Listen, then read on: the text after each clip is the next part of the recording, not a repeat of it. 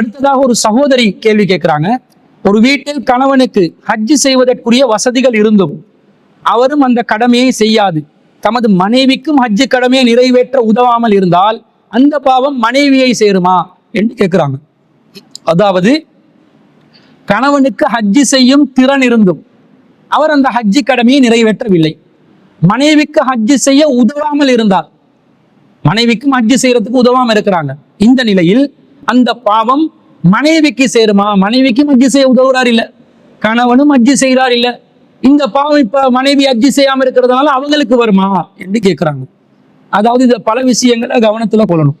முதல்ல இந்த ஹஜ் என்பது கணவனுக்கு கடமையாகுவதனால மனைவிக்கு கடமையாகாது. ஹஜ்ஜி கடமையாகுவது என்பது கணவனுக்கு பிரத்யேகமா கடமையாகும், மனைவிக்கும் பிரத்யேகமாகத்தான் கடமையாகும். மனைவி ஹஜ் செய்யக்கூடிய கடமையில ஹஜ் செய்ய கடமைப்பட்ட நிலைக்கு வந்துட்டாங்கன்னு வைங்க, அதனால கணவனும் ஹஜ் செய்யணும் என்றது இல்லை. கணவன் ஹஜ் செய்யற கடமையை நிறைவேற்ற அந்த தகுதியை அடைந்திருக்கிறார், எனவே மனைவியும் ஹஜ் செய்யற கடமைக்கு வந்துட்டாங்கன்னு அர்த்தம் இல்லை. அவங்களுடைய நிலையை பொறுத்துதான் ஹஜ்ஜி கடமையாகும். அல்லாஹ் தஆலா குர்ஆன்ல சொல்றான், சூரத்து ஆல இம்ரான்ல 97வது வசனத்துல, வலில்லாஹி அலன் நாசி ஹஜ்ஜுல் பைத்தி, அல்லாஹ்வுக்காக வேண்டி அல்லாஹ்வுடைய ஆலயத்தை ஹஜ் செய்வது மனிதர்கள் மீது கடமை. யார் மீது? மனிஸ்ததா இலைஹி சபீலா, யாரு சென்று வருவதற்கு சக்தி பெறுகிறார்களோ அவர்களுக்கு தான் கடமை. வமன் கஃபர, யார் மறுக்கிறார்களோ ஃபஇன்னல்லாஹ கனியுன் அனில் ஆலமீன், அல்லாஹ் அகிலத்தாரை விட்டும் தேவையற்றவனாக இருக்கிறான் என்று அல்லாஹ் சொல்கிறான். அப்ப ஹஜ் என்பது யாருக்கு கடமை?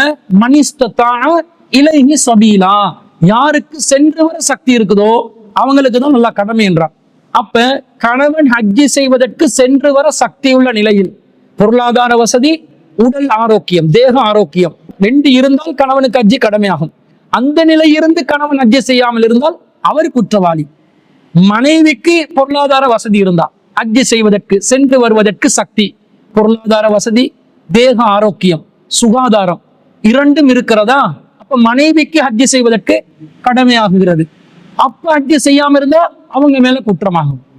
ஒருத்தருக்கு கடமையாகி இன்னொருத்தருக்கு கடமையாகாமல் இருந்தால், ஒருத்தருக்கு கடமையானதுனால மற்றவர்களுக்கு கடமையாகும் என்ற நிபந்தனை எங்கேயும் வராது. இது தனித்தனியா ஒவ்வொருத்தருக்கும் பிரத்யேகமாக வரக்கூடிய கடமையாக இஸ்லாம் சொல்கிறது. அப்படி ஹஜ் செய்வதற்கு கடமைப்பட்ட நிலையில் ஒருத்தர் ஹஜ் செய்யாம இருக்கிறார், இது பாவமா என்று கேட்டா பாவம் தானே.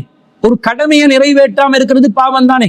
அவ தொழுகையை விட்டா எப்படி பாவமோ, நோன்பை விட்டா எப்படி பாவமோ, ஜக்காத் கடமையாக இருந்து ஜக்காத் கொடுக்காம இருந்தா எப்படி பாவமோ, அதே போல ஹஜ் கடமையாக இருந்து ஹஜ்ஜை செய்யாமட்டாலும் பாவமாக வரும். சில பலவீனமான அறிவிப்புகள் இருக்குது, ஹஜ் செய்யாமல் இருப்பவர் யூதனாக கிறிஸ்தவனாக மரணித்து விடுவார் என்று வருகிறது, இட்டுக்கட்டப்பட்ட செய்திகளாகவும் வருகிறது. ஆனா அப்படி இஸ்லாத்தொட்டு வெளியேற அளவுக்கு இல்லாவிட்டாலும் கடும் பாவமாக என்ற ஒரு கடமை சக்தி இருந்து செய்யாம விடுறாங்க என்று அல்லாஹ் சொல்கிறான். வமன் கஃபர, யார் இதை மறுக்கிறார்களோ ஃபஇன்னல்லாஹ கனியுன் அனில் ஆலமீன், அல்லாஹ் அகிலத்தாரை விட்டும் தேவையற்றவனாக இருக்கிறான் என்று அல்லாஹ் சொல்றான். அல்லாஹ்க்கு கோபம் வருது, இதை விட்டுட்டீங்கடா, என்னடா எனக்கு தேவை இருக்குது உங்கள்கிட்ட, நீங்க செய்யுங்க, உங்களுக்காக செய்யுங்க என்று அல்லாஹ் தஆலா கடுமையான வார்த்தை பிரயோகங்களை பயன்படுத்துவதை பார்க்கிறோம். அப்ப இது பாவமான ஒரு காரியம். எந்த அளவுக்குண்டா அல்லாஹ்க்கு நாங்கள் கடன் படக்கூடிய நிலையில இருக்கும். அத்தா ரஜுலுன் அந்நபிய ஸல்லல்லாஹு அலைஹி வஸல்லம், ஒரு மனிதர் நபி ஸல்லல்லாஹு அலைஹி வஸல்லம் வந்து ஃபகால லஹு, அவர் சொன்னார், இன்ன உஹ்தி கத் நதரத் அன் யஹுஜ்ஜ, என் சகோதரி ஹஜ் செய்ய வேண்டும் என்று நியத்து செய்தார், நேர்ச்சை செய்தார். ஃபஇன்னஹா மாத்தத், ஆனால் அவர் மரணித்து விட்டார். ஃபகால நபி ஸல்லல்லாஹு அலைஹி வஸல்லம், நபி ஸல்லல்லாஹு அலைஹி வஸல்லம் சொன்னாங்க, லவ் கான அலைஹா தைனுன், அவளுக்கு கடன் ஏதாவது இருந்தால் குந்த காலியா, அதை நீங்கள் நிறைவேற்றுவீர்களா இல்லையா என்று கேட்கிறாங்க. அப்போ சொல்றார், கால நஅம், ஆம் நிறைவேற்றுவேன். கால ஃபக்ரில்லாஹ ஃபஹுவ அஹக்கு பில் கவாஹி, அப்படி என்றால் அல்லாஹ்வுடைய கடனை நிறைவேற்றுங்கள், அதுதான் நிறைவேற்றப்படுவதற்கு மிகவும் தகுதியானது என்று நபி ஸல்லல்லாஹு அலைஹி வஸல்லம் சொன்ன செய்தி சஹீஹுல் புகாரியில 6699வது செய்தியா பதிவு செய்யப்படுகிறது. அப்துல்லா இப்னு அப்பாஸ் ரலியல்லாஹு அன்ஹு அவர்கள் அறிவிக்கிறார்கள். அப்ப இதுல இருந்து என்ன விளங்குது? ஹஜ் கடமையாக இருந்து அதை நிறைவேற்றாமல் இருந்தால் அல்லாஹ்வுக்கு கடன்பட்ட நிலையில் அவர் மரணித்து விடுகிறார் என்று அர்த்தம். அல்லாஹ்வுக்கு கடன்பட்ட நிலையில் மரணிப்பது என்பது அந்த கடன் அல்லாஹ் தஆலா மறுமையில பைசல் செய்வான். அப்ப அல்லாஹ்க்கு ஜவாப் சொல்ல வேண்டிய நிலைக்கு தள்ளப்படுவோம். என்ன தண்டனை என்று வரல, ஆனா கண்டிப்பா இந்த கடனுக்கு அல்லாஹ்க்கு மறுமையில பதில் சொல்ல வேண்டி வரும். எனவே ஹஜ்ஜுடைய கடமையை நிறைவேற்றாமல் இருக்கும் கணவருக்கு தான் அந்த பாவம் வரும், மனைவிக்கு அதனால் பாவம் வராது. ஏன்? அவங்களுக்கு தான் கடமையே ஆகலையே.